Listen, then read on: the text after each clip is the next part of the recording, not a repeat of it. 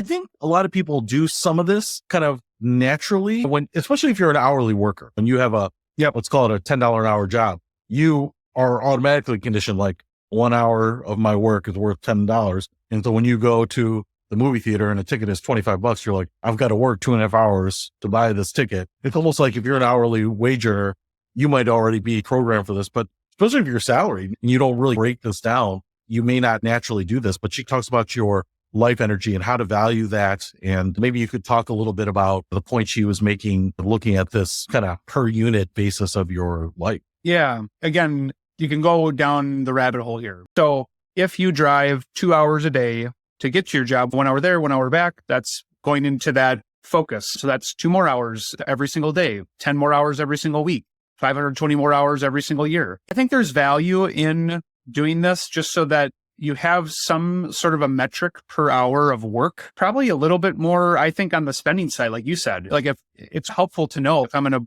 buy something, like to think about it in terms of hours of life energy, as she talks about. She uses like a negative connotation throughout the whole book. Like it's sucking away my life energy. That's not how everybody thinks about work, but it is a reality factor that if you need to spend that many hours or even more hours than another person to get the same ROI, then you just have to realize that's going to hinder you from having time to spend on other things in your life.